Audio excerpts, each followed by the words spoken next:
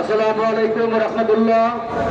ঢাকা মহানগর কর্তৃক আয়োজিত আজকের এই গণসমাবেশ এবং গণসমাবেশ পরবর্তী গণমিছিলে উপস্থিত সকলকে সংগ্রামী সালাম এবং শুভেচ্ছা জানাচ্ছি। প্রিয় বন্ধুগণ, আজকে আমরা গণহত্যার বিচার এবং আওয়ামী লীগকে নিষিদ্ধ চাই, কিন্তু ইতিমধ্যে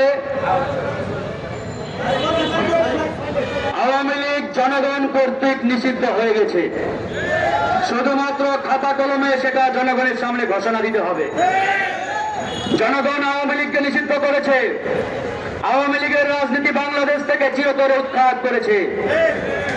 একই সাথে আমরা বলতে চাই, এই আওয়ামী লীগ, ছাত্রলীগ, যুবলীগ তথা লীগ নামীয় রাজনীতি এই বাংলার জমিনে কিয়ামত পর্যন্ত আর মাথা তুলে দাঁড়াতে দেওয়া হবে না। যদি আওয়ামী লীগ মাথা তুলে দাঁড়ানোর চেষ্টা করো, তাহলে গণ অধিকার পরিষদ তাদের প্রতিরোধ করতে একাই যথেষ্ট।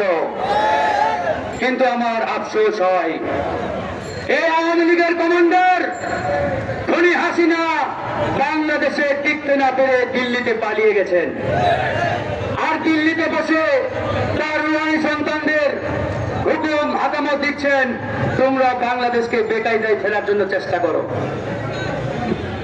আর তার রুহানি সন্তানরা না বুঝে তাদের অন্যজনের কথায় রাজপথে নেমে তাদের পিঠের চামড়া নিজেরাই তুলে ফেলছেন। আরে বেদখলের দল, পৃথিবীর ইতিহাসে এরকম ঘটনা কোন দেশে ঘটে নাই যে দেশের প্রধানমন্ত্রী এবং কেন্দ্রীয় মসজিদের ইমাম একসাথে পলায়ন করেছে। এটা একমাত্র বাংলাদেশে ঘটেছে।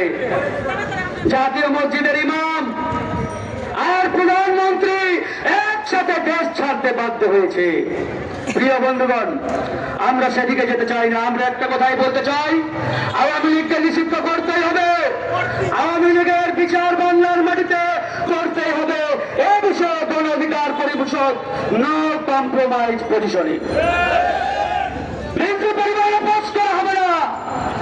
কোন হাসিনাকে দিল্লি থেকে এলো জনগণের বিচারের কাঠগড়ায় দাঁড় করাতে হবে। আর যদি না পারেন বলে দেন, আমরা তৈরি আছি, আমরা জনতার আদালত করবো, জনতার আদালতে খুনি হাসিনার বিচার করবো। সারা বাংলার মানুষ দেখবে ইতিহাসের নিকৃষ্ট স্বৈরাচার খুনি হাসিনার বিচার এদেশের জনতার আদালতে হচ্ছে। এর বাইরে আর কোন বক্তব্য নেই, কোন কথা নেই। প্রিয় বন্ধুগণ, আওয়ামী লীগ, ছাত্রলীগ, যুবলীগের বিচার হতেই হবে। এবার আসেন গণ অধিকার পরিষদ।